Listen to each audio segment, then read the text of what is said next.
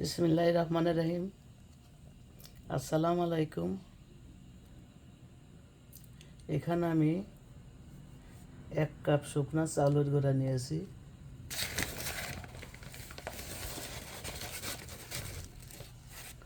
আর 1 cup দিলাম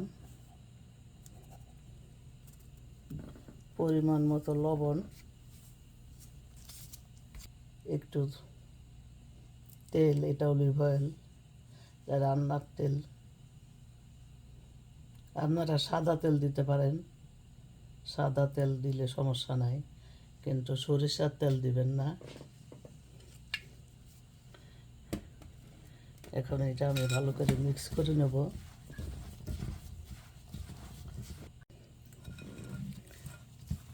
হালকা কুসুম পানি নেব, অল্প অল্প করে পানি দিয়ে।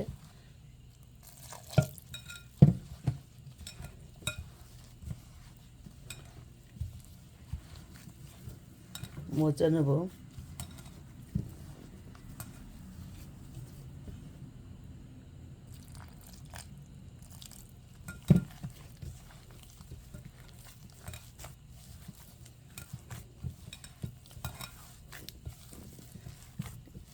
যত ভালো মরতে পারবে আধা ঘন্টার জন্য রেখে দেব।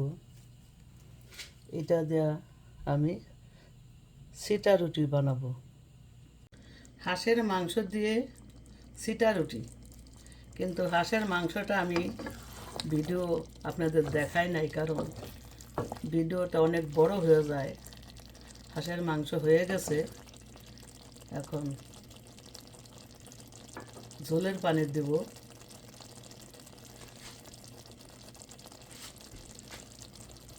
হাঁস আমি পুরাটা নেই নাই, এটা রাজহাঁস।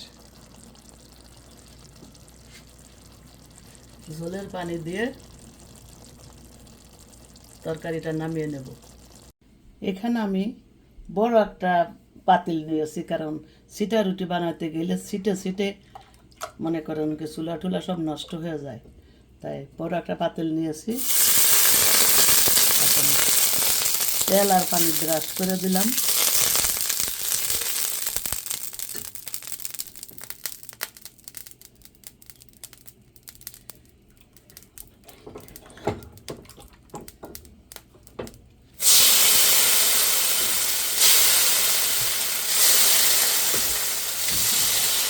গোলাটা দিয়ে দিলাম। গোলাটা অনেক পাতলা করতে হবে, বেশি ঘন করা যাবে না। এখন কভার করে রাখবো। পিঠাটা হয়ে গেছে।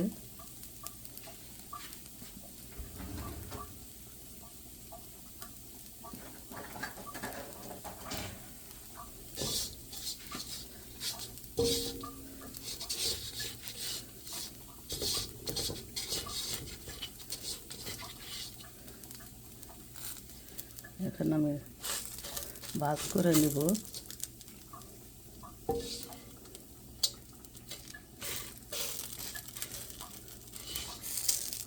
একবারে সোজা, এর মতন আর সোজা নাই।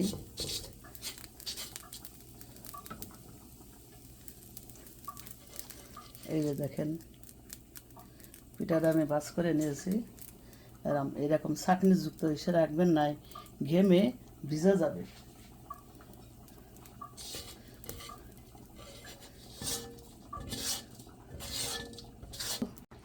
বন্ধুরা, ব্যাটারটা এরকম পাতলা থাকবে।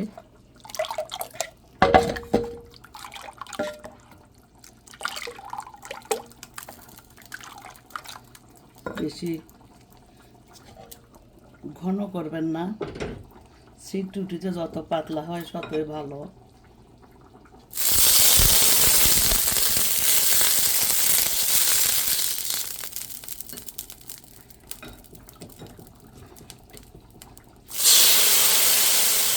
আমি আরেকটা পিঠা দিয়ে দিলাম। এটা চিটান্না পিঠা।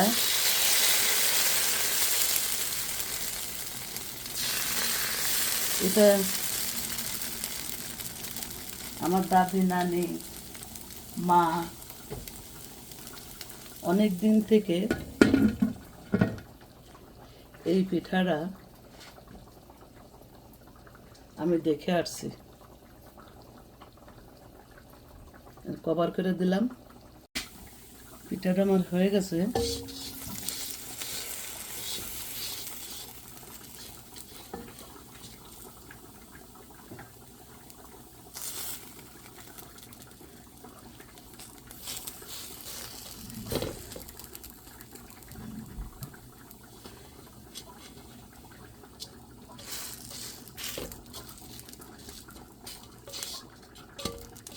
দেখেন, এভাবে বানাবেন।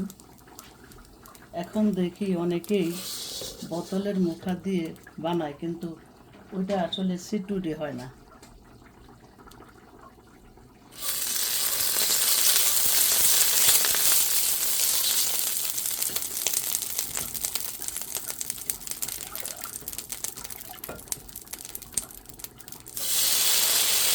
আর একটা দেখিয়ে দিলাম।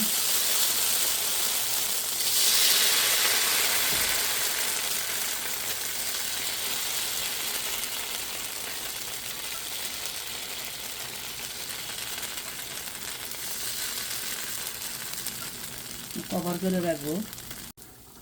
এভাবে আপনারা বানিয়ে নেবেন। যখন হয়ে যাবে তখন এভাবে খোলা থেকে একাই উঠে আসবে।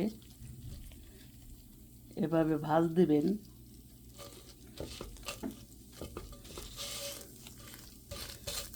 দেখেন, এরকম করে সব পিঠাগুলো আমি বানিয়ে নেব। আপনারাও বানাবেন আর গরম গরম খাবেন। এই পিঠাগুলা কিন্তু গোলাটা একটু পাতলা হতে হবে।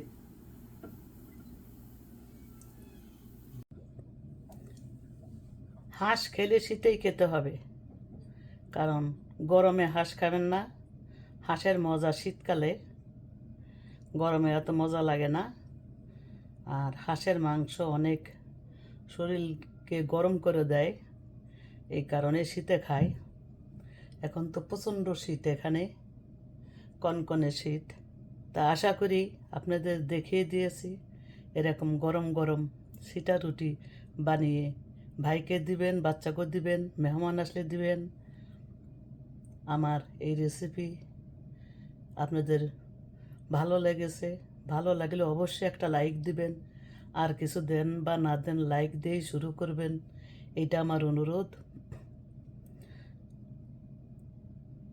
তা আল্লাহ আপনাদের অনেক বেশি ভালো রাখুন। আবার হাজির হয়ে যাব নতুন কোনো রেসিপি নিয়ে। সাথেই থাকবেন, আমার চ্যানেলটা সাবস্ক্রাইব করে দেবেন। আল্লাহ ভরসা। আসসালামু আলাইকুম। আল্লাহ হাফেজ।